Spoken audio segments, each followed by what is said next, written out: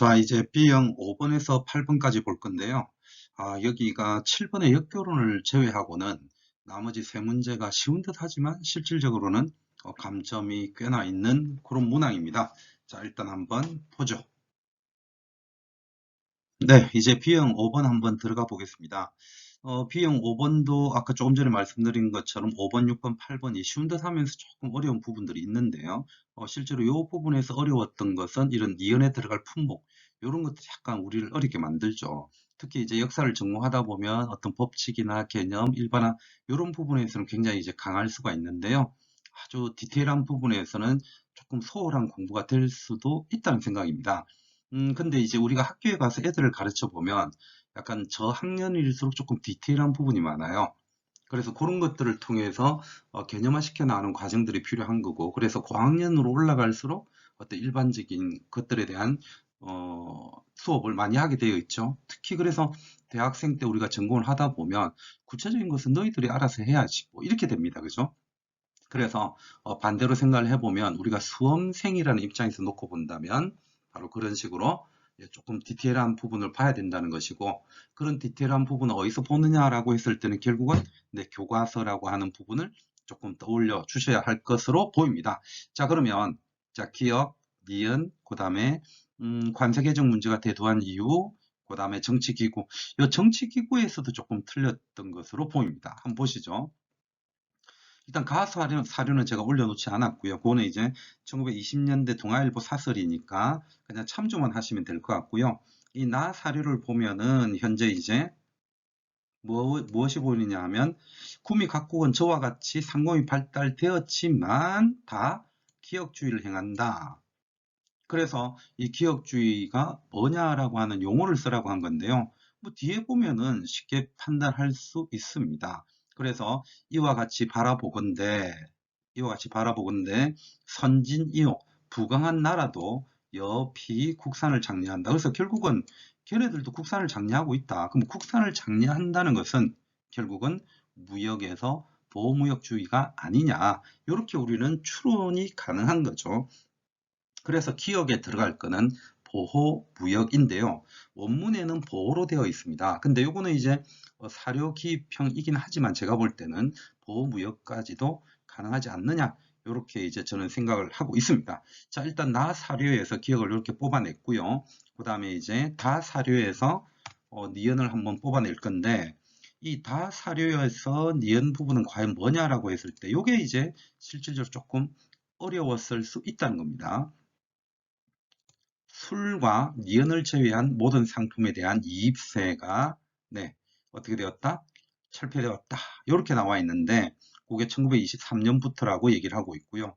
여기에서 실질적으로 빠지는 부분은 이제 면직물 부분입니다. 그래서 이 문제를 보면은 2년 전인가 출제되었었던 육지면 문제와 굉장히 좀 흡사하다는 느낌을 많이 받습니다. 물론 이 당시에 이 시험 문제를 풀 때요. 이 당시에 아주 멘탈이 이렇게 차분하신 분들은 추론을 했다고 하더라고요. 우리가 일반적으로 물산장려 운동을 떠올려 보시면은 우리 것 우리가 만들어 쓰자라고 하면서 한 여성이 광목천을 이렇게 들고 있는 사진, 그죠? 그런 것들을 떠올릴 수가 있겠고, 그 다음에 이제 이러한 물산장려 운동의 가장 큰 수혜자라고 볼 수 있는 한성 방직, 경성 방직 주식회사 이런 걸 떠올릴 수가 있는데 그렇게 해서 이거는 뭔가 면과 관계된 것 같다. 그렇게 해서 이제 면이라고 쓰신 분도 있다고 하더라고요.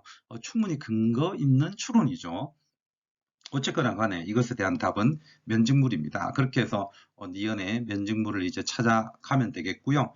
그 다음에 질문에서 관세 개정 문제가 대두한 이유를 서술하라 이렇게 되어 있는데 결국에 큰 틀에서 놓고 보면 일본이 진출할 수 있는 해외로 진출할 수 있는 게 굉장히 필요한 상황이었다는 것이고요. 그래서 결국은 그 일본이 진출할 수밖에 없는 배경을 쓰라고 한 것보다는 이 진출 그 자체를 쓰라고 한 것이라고 봐야죠. 왜냐하면 우리 입장에서 과연 관세를 없애는 이유는 무엇이었을까? 이걸 써주면 되는 거죠. 그러니까 일본의 기업 또는 일본의 자본이 우리나라에 쉽게 들어올 수 있도록 하는 거. 이걸 이제 답으로 쓰면 되는 거고요. 그걸 좀 더 깊이 있게 문제를 냈다면 이렇게 낼 수 있겠죠. 관세 개정 문제가 대두한 이유를 쓰고 그 다음에 그렇게 될 수밖에 없었던 일본 내부의 경제적인 상황을 물어봤을 수도 있을 겁니다. 그렇게 물어봤다면 일본이 1920년대에 이르러서 농업보다 공업이 훨씬 발전한 상황. 그래서 이제 불균형한 발전을 얘기할 수는 있겠죠. 근데 오늘은 이 문제에서 공업이 발달했다라는 측면만 서술을 한다면 제가 생각할 때는 조금 답으로 보기 어렵지 않겠는가. 그래서 네, 우리나라에 진출하는 거. 그래서 일본 대기업 또는 자본에 조선 진출을 용이하게 하기 위해서라고 하는 부분을 조금 답으로 볼 수가 있을 것 같고요. 그리고 이 5번 문제의 마지막 질문에서 이때 차치론자들이 관심을 보였던 정치기구라는 표현을 썼었죠. 그래서 요거는 이러한 자치론자들이 어떤 자기네들의 활동을 위해서 만든 기구라기보다는 이들 자체가 정부 기구로서 어떤 걸 원했느냐라는 질문으로 저는 파악을 합니다. 그래서 이거는 의회가 답이 되는 거죠. 물론 이제 조선 의회를 써야 한다. 이렇게 이제 좀 더 좁혔을 때는 이게 답이 될 건데 저는 이것도 약간 의회라는 단어만 들어간다면 문제가 없지 않을까 그런 생각이 듭니다. 왜냐하면 그냥 정치 기구니까요. 네. 그런 의미에서 일단 의회까지도 가능성은 엿보는데 제가 또 드리는 말씀이지만 자가채점할 때는 의회만 썼을 경우에 그어두는 것이 훨씬 좋습니다. 자, 그래서 이 5번은 우리나라 일제강점기 때 무엇인가요? 물산 장려운동 그리고 그 시점의 어떤 경제적인 상황 그 다음에 친일파라고 볼 수 있는 차치론자들의 어떤 정치운동과 관련한 부분을 5번 문제로 냈습니다. 자, 이제 6번 문제로 한번 넘어가 보겠습니다. 네, 6번 문제인데요. 이 문제도 사실은 좀 제가 심하게 얘기하면 경악스럽죠. 물론 우리는 보긴 봐야 되는데요. 이런 문제들은 뭐라고 할까요? 좀 문제 자체가 저는 뭐 좀 난해한 문제라고 생각합니다. 자, 중국사인데요. 한번 보시죠. 무엇을 가지고 얘기하는지. 기억 명칭, 니은으로 인한 조개 성격의 변화. 여기까지는 괜찮았단 말이에요. 그런데 다 지도에서 확인되는 세부에게 명칭을 쓸 것. 이걸 물어봤는데 이것도 저는 이제 근거를 아이들 교과서에서 한번 확인을 했습니다. 자, 보시죠. 그러면 지금 가 자료에서 주어진 게 기억의 전란이 있고요. 그 다음에 이제 공북 설치 이런 것들이 보이는데 결국은 조개가 설치된다는 것은 일반적으로 뭡니까? 남경조약을 거치면서 설치가 되는 거고 북경조약을 거치면서 더욱더 그런 것들이 확대 강화되어 간다라고 볼 수가 있을 겁니다. 자, 그 과정에서요. 이 기억이라고 하는 게 앞뒤를 가지고 읽어본다면 어떤 내용이냐면 이런 내용입니다. 그죠? 뭔가 조개가 설치가 되었다. 자, 조개가 설치가 되었고, 그 다음에 아편전쟁 표현을 하고 있고, 그 다음에 이렇게 가다가 기억 전란으로 본래 외국인의 거주만 허용되었던 조개에 중국인 난민이 대거 유입되었다. 이렇게 나와 있는데, 그래서 결국은 이 난민이라고 표현할 수 있는 것, 그리고 전란이라고 표현할 수 있는 게 뭐냐라는 겁니다. 그래서 결국은 이거는 1853년경에 거의 이제 절정을 이루었었다. 뭐 절정이라는 단어를 이제 그렇게 쓸 수 있는지 모르겠는데 일단 이제 남경을 장악했었던 그 시점을 전후로 해서 있었던 태평천국운동 그걸 이제 네, 물어보는 거였습니다. 그래서 기억에 대한 태평천국운동을 답으로 기억은 그렇게 답으로 쓰시면 되겠고요. 그 다음에 이제 공부국이라고 하는 게 나오는데 이거는 이제 아틀라스 중국사하고요. 그 다음에 이제 동아시아사 중에서 교학사 이쪽 부분에서 확인이 가능할 것입니다. 그래서 일반적으로 저도 해설을 할 때에는 이렇게 좀 근거를 찾아야 되는데요. 다른 분들 보면 너무 이제 이 책을 좀 확대하는 경우가 있는데 보통은 우리가 좀 볼 수 있는 책들에서 먼저 그 근거를 찾으시는 게 좋습니다. 왜냐하면 이게 이제 근거를 정말 막 이상한 책들에서 찾게 되면 우리가 공부해야 될 책의 양이 엄청 늘어난다고 보는 거죠. 그러면 공부하기 부담이 매우 힘듭니다. 23문제 중에서 속되게 표현해서 한국사 한 17문제, 그 다음에 중국사 아니면 동양사라고 표현하는 게 한 5문제 내외, 서양사도 한 4, 5문제 나오는데 이 4, 5문제를 풀기 위해서 한 과목별로 수십 권의 책을 본다면 이건 너무 부담스러운 거죠. 그렇기 때문에 이 답안의 근거도 우리가 볼 수 있는 일반적인 책. 저는 이제 기본적으로 뭐 중국사 하면 동계론, 그 다음에 한국을 위한 중국사, 그 다음에 교과서 이렇게를 일반적인 근거로 드는데요. 어쨌든 이 공부국이나 조계에 대한 문제는 동아시아사에서 다루어지고 있다는 것도 다시 한번 더 말씀드립니다. 아틀라스 중국사 같은 경우는 조금 보시잖아요. 자, 그런 측면에서 이제 근거도 여기에서 한번 말씀드려봤고, 중요한 거는 이 공부국이라고 하는 게 독립적인 뭐라고 할까요? 일종의 시청 같은 거. 그래서 독립적인 영국이면 영국, 미국이면 미국. 얘네들이 독립적으로 그 지역을 관리하는 기구예요. 그래서 이제 시정관리기구다 그렇게 표현을 하는데 이것이 시정관리기구라고 한다는 얘기는 결국은 아예 중국으로부터 떨어져 나와서 그죠?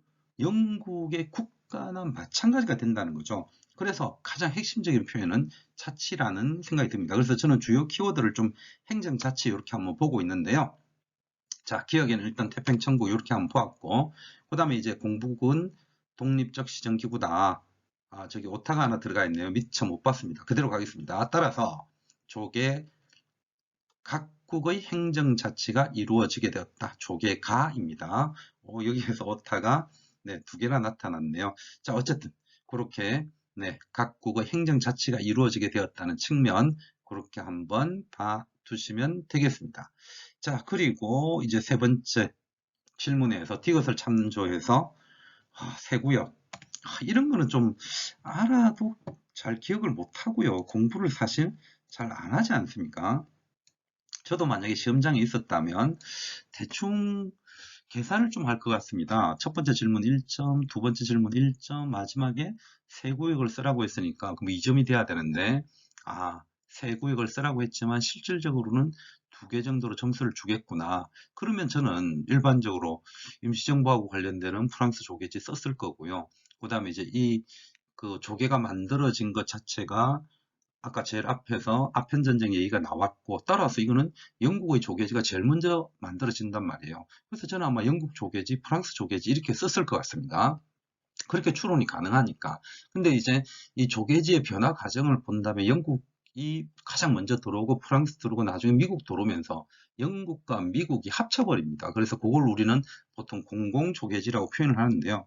그런 걸 물어본 거예요. 그래서 공공조계지, 프랑스 조계지, 그 다음에 중국인들이 사는 곳 그렇게 이제 네, 표현을 하고 있는데 답안 자료에서 답을 좀 뽑아낼 수 있는 근거가 있다는 거죠. 이게 진화가 중국이지 않습니까? 그죠?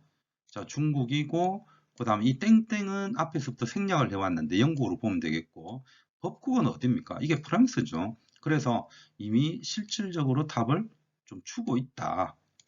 네, 어려운 문제일수록 그 자료 안에 좀 답이 보이는 형태라고 보시면 되겠고요. 그래서 A 조개지, 그 다음에 B 조개지 이렇게 이제 나와 있고 여기 빗금친 부분이 공공 조개지입니다. 그래서 여기가 영국과 미국이 합친 부분이고 아래쪽이 프랑스 조개지이고요. 그래서 결국은 전체적으로 세 구역을 나눈다면 이 공공 조개지부터 해서 네, 프랑스, 그 다음에 중국인 거주지 이렇게 나누어지는 걸 물었다고 봅니다.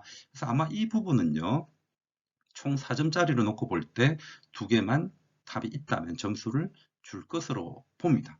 자, 이렇게 이제 네, 6번 문제 한번 봤고요. 이제 7번 문제로 넘어가도록 하겠습니다. 자, 이 5번에서 8번까지 문제 중에 제가 볼 때 가장 쉬웠던 것이 7번이라고 말씀드렸는데요. 슐만의 지식 분류는 이미 또 최근에도 나왔었죠. 보통 일반적으로 이제 교수 내용 지식을 가장 중시하는데 여기에서는 이제 교육과정 지식을 물어본 것이었었고요. 그 다음에 이제 대망의 와인버그입니다. 그죠? 자, 우리 이 와인버그도 얼마나 준비를 많이 했었습니까? 그래서 충분히 선생님들 썼을 수가 있을 건데요. 문제가 너무 간단했죠. 용어만 쓰는 것이었습니다. 자, 보겠습니다. 먼저 기억과 같은 교사의 전문 지식 이렇게 물었는데요. 그래서 제가 기억만 살짝 따왔습니다. 국가교육과정과 학교교육과정 그리고 각종 교육과정 자료를 확인해 보니 얼마나 친절하게 줬습니까? 그래서 이거는 교육과정 지식으로 보시면 되겠고요. 질문에서 답을 너무 빨리 띄웠네요. 그 의미를 서술하라 라고 했는데요. 결국은 우리가 수업을 할 때 사실 그런 게 있습니다. 그죠?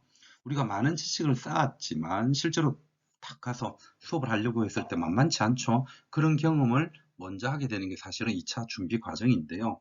내가 어떤 조금 전에 봤었던 사건을 놓고 본다면 태평천구 운동에 대해서 참 잘한다고 칩시다. 그런데 이 태평천구 운동은 잘 알지만 그 뒤에 어떤 사건들을 연계시켜내는 힘이 있느냐 없느냐, 이게 사실은 아이들한테 또 주는 이미지가 굉장히 다릅니다. 태평천구 운동만 잘 아느냐, 그 앞뒤를 연관시킬 수 있느냐. 자, 그렇게 놓고 본다면 4단원만 잘 아느냐, 3단원과 5단원을 잘 아느냐, 이런 것이 아이들한테 주는 느낌의 차이가 굉장히 크다는 거죠. 그럼 결국은 내가 교육 과정이라고 하는 것을 어떻게 이해하고 있느냐도요, 결국은 아이들이 이전에는 이런 걸 배웠다면 지금은 이런 걸 배운다. 내가 고등학생을 가르친다고 한다면 중학교에서는 이 과정을 거쳐왔고 현재 그러면 그 과정 다음에 나는 어떤 걸 가르쳐야 하는지, 이런 것들을 알고서 수업을 하는 것과 모르는 것은 조금의 차이가 생길 수도 있다는 겁니다. 큰 차이는 저는 아닐 겁니다. 그래서 결국은요, 학생들에게 무엇을 어떻게 가르칠지 앞뒤 전 과정들을 잘 볼 수 있게 하는 것, 그게 이제 저는 교육과정 지식이라고 보는데요. 자, 그것을 흔히 얘기하는 역사교육의 내용과 방법 초록책에서 한번 가지고 와봤습니다. 그래서 학생들이 다른 교과에서 배우게 될 내용과 과정, 그렇죠. 나의 역사에서 앞뒤 단원뿐만 아니라 다른 교과에서는 어떻게 배우는지, 그런 것들도 사실은 굉장히 좀 필요하죠. 그래서 저는 뭐 지리도 가르쳐 봤고 예전에 일반 사회도 가르쳐 봤기 때문에 아이들한테 수업을 할 때는 그걸 따로 공부하는 게 굉장히 힘들긴 했지만 실제로 가르치는 과정에서는 오히려 아이들한테 좀 더 높은 점수를 받게 되는 이유가 되기도 했었습니다. 왜냐하면 야, 너네 일반 사회에서 이거 배우지 않냐? 그러면 그걸 살짝 가지고 와서 역사에서 필요한 부분에 연결시켜주고, 또 지리 부분을 역시 가지고 와서 얘기를 해주면 애들 입장에서는 선생님이 굉장히 많은 지식이나 그 다음에 여러 가지를 알고 있다는 것을 통해서 교사에 대한 믿음이 굉장히 커집니다. 그래서 여기에서 표현하는 것처럼 학생들이 다른 교과에서 배우게 될 내용과 과정, 그리고 이전 학년에서 배웠거나 다음 학년에서 다룰 주제들을 연관시켜서 가르칠 수 있다는 것을 의미한다. 이렇게 답을 써주면 되겠죠. 자, 그렇게 이제 이 기업과 관련된 부분을 한번 봤고요. 그 다음에 이제 니은과 관련된 공통으로 들어갈 용어를 한번 보겠습니다. 자, 여기에서는 전시회를 보는 거고 아동노동의 역사를 보는 건데요. 이거는 결국은 초록책에서 얘기를 한다면 사진이나 그림을 통한 수업과 관련되는 부분이기도 할 겁니다. 그리고 여기에는요, 어떤 표현이 이미 들어가 있느냐 하면 두 번째 줄에 이런 표현이 이미 들어가 있죠. 눈에 보이는 장면에 대한 설명이 부족하다. 그걸로는 부족하다. 그럼 결국은 이러한 전시회에서 보는 그림이나 사진에서 저 그림이 왜 나왔을까? 저는 과연 어떤 시대적 배경을 가지고 있을까? 당시 상황은 무엇일까? 네, 이런 것에 대한 이해가 필요하다는 거죠. 그래서 결국은 이 니은에 들어갈 부분은 바로 당시 상황이라고 하는 것을 생각을 하셔야 될 것 같고요. 따라서 저는 키워드가 상황이라고 봅니다. 여기에서. 그래서 당시 사회적 상황, 당시 배경이라는 단어를 쓴다면 당시 배경 상황, 에 대한 설명이 필요하다. 그래서 니은 그것을 더 잘 설명하려면 여러 문헌 사례들을 봐야 하지 않을까? 이렇게 이제 얘기를 하고 있는 거죠. 그래서 키워드에서 어떤 상황이 들어가는 답을 이렇게 이제 한번 상정을 해봤습니다. 자, 그리고 마지막에 와인버그 문제인데요. 자, 와인버그는 이제 네 가지를 얘기를 합니다. 그죠? 출처 확인이라든가 확정이라든가 이렇게 이제 해서 마지막에 뭐가 있습니까? 부재, 증거의 고려 이렇게가 있는데 일단 맥락하는 뭐 여기서는 아예 보이지도 않고 있고요. 그래서 부재 증거의 고려는 여기에 보이는 말 그대로죠. 어떤 기록을 했던 사람들이 의도적으로 뺐거나 모르고 뺐거나 하는 것이 있을 수가 있는데 그것을 우리는 탐정처럼 찾아서 확인하는 것. 네, 그런 것이 바로 부재 증거의 고려다라고 얘기를 하면 되겠죠. 그래서 이거는 답은 굉장히 간단합니다. 저는 이제 와인버그 문제는 내년에도 역시 또 조금 나올 가능성이 있다는 생각이 들어요. 올해 같은 경우에 리젠도 올해 나왔지만 내년에 좀 나올 수 있다라는 얘기를 드렸는데 리젠, 역사의식, 네, 그 다음에 기억, 요 연결고리를 가지고 낼 가능성이 있다고 보고요. 아예 와인버그하고 이 사람들을 다 묶어서 문제 낼 수도 있습니다. 그러면 내년에 제가 볼 때 이 와인버그 같은 경우에는 출처 확인 요 부분이 조금 더 주목을 할 부분이 아닌가 그런 생각까지 한번 말씀드려봤습니다. 네, 이제 8번으로 넘어가도록 하겠습니다. 네, 8번도 전체적으로는 참 쉬웠던 문제인데 여기에서 이제 마지막 질문에 보면은 1948년에 가능한 조치 이렇게 딱 제안해버리면 좀 힘들죠, 그죠? 솔직히 조금 힘들 수 있습니다. 왜냐하면 시간적 범위가 굉장히 좁아져 버리면 그 속에 들어가 있는 여러 가지 사건이나 일들을 찾아내기가 만만치 않죠. 근데 최근에 뭐 공무원 시험도 그렇고요. 이런 연대기에 대한 개념을 실질적으로 많이 묻고 있기 때문에 저는 나름대로 또 그거에 대한 준비를 꽤나 해왔다고 생각을 했는데 이 부분에 대한 것은 어느 수업에서는 한번 한 기억은 나긴 나는데요.